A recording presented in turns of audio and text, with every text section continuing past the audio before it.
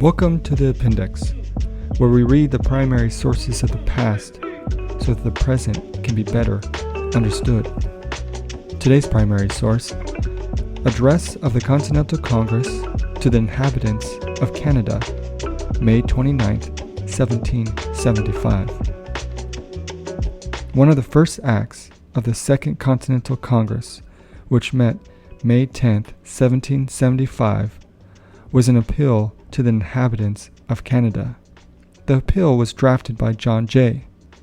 Americans continued through the early years of the war to hug to themselves the delusion that Canadians wished to bring Canada into the American Union.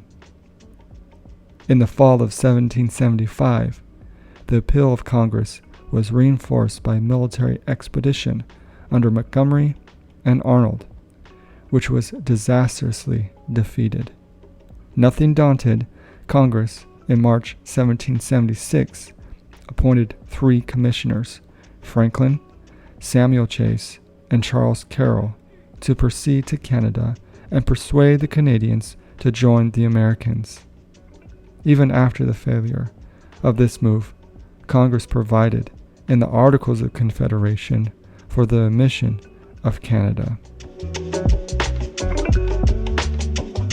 To the oppressed inhabitants of Canada, friends and countrymen, alarmed by the designs of an arbitrary ministry to extirpate the rights and liberties of all America, a sense of common danger conspired with the dictates of humanity in urging us to call your attention by our late address to this very important object.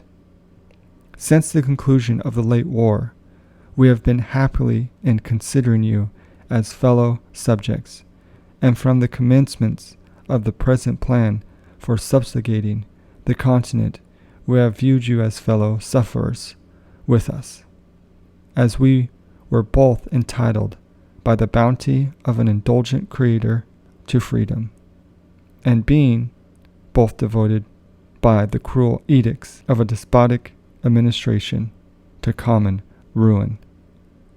We perceived the fate of the Protestant and the Catholic colonies to be strongly linked together, and therefore invited you to join with us in resolving to be free, and in rejecting with disdain the fetters of slavery, however artfully polished. We most sincerely condole with you on the arrival of that day, in the course of which the sun could not shine on a single freeman in all your extensive dominion. Be assured that your unmerited degradation has engaged the most unfeigned pity of your sister colonies, and we flatter ourselves you will not, by tamely bearing the yoke, suffer that pity to be supplanted by contempt.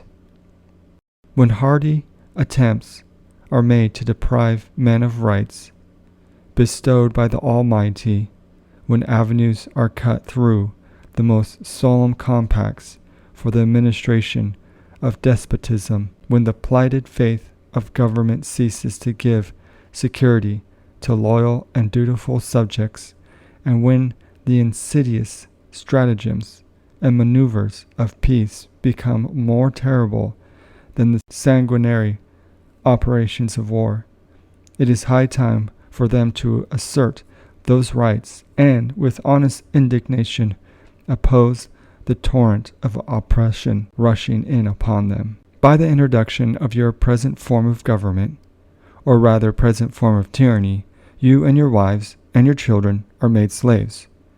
You have nothing that you can call your own, and all the fruits of your labor and industry may be taken from you whenever an avaricious governor and a rapacious council may incline to demand them.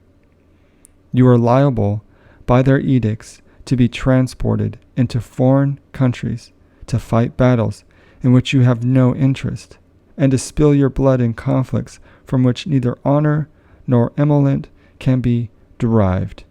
Nay, the enjoyment of your very religion in the present system depends on a legislature in which you have no share and over which you have no control, and your priests are exposed to expulsion, banishment, and ruin whenever their wealth and possessions furnish sufficient temptation. They cannot be sure that a virtuous prince will always fill the throne. And should a wicked or a careless king concur with a wicked ministry in extracting the treasure and strength of your country, it is impossible to conceive to what variety and to what extremes of wretchedness you may, under the present establishment, be reduced. We are informed you have already been called upon to waste yourselves in a contest with us. Should you, by complying in this instance, assent to your new establishment, and a war break out with France, your wealth and your sons may be sent to perish in expeditions against their islands in the West Indies. It cannot be presumed that these considerations will have no weight with you, or that you are so lost to all sense of honor. We can never believe that the present race of Canadians are so degenerated as to possess neither the spirit, nor the gallantry, nor the courage of their ancestors. You certainly will not permit the infamy and disgrace of such pusillanimity to rest on your own heads, and the consequences of it on your children forever.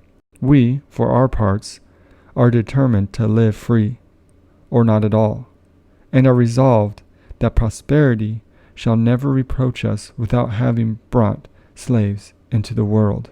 Permit us again to repeat that we are your friends, not your enemies, and be not imposed upon by those who may endeavor to create animosities. The taking of the fort and military stores at Ticonderoga and Crown Point, and the armed vessels on the lake, was dictated by the great law of self-preservation. They are intended to annoy us and to cut us off that friendly intercourse and communication which has hitherto subsisted between you and us. We hope it has given you no uneasiness, and you may rely on our assurances that these colonies will pursue no measures whatsoever but such as friendship and a regard for our mutual safety and interest may suggest. As our concern for your welfare entitles us to your friendship, we presume you will not, by doing us injury, reduce us to the disagreeable necessity of treating you as enemies. We yet entertain hopes of your uniting with us in the defense of our common liberty, and there is yet reason to believe that should we join in imploring the attention of our sovereign to the unmerited and unparalleled oppressions of his American subjects, he will at length be undeceived and forbid a licentious ministry any longer to riot in the ruins of the rights of mankind. Thank you for joining us for our primary source today on the appendix. We will see you in the stacks.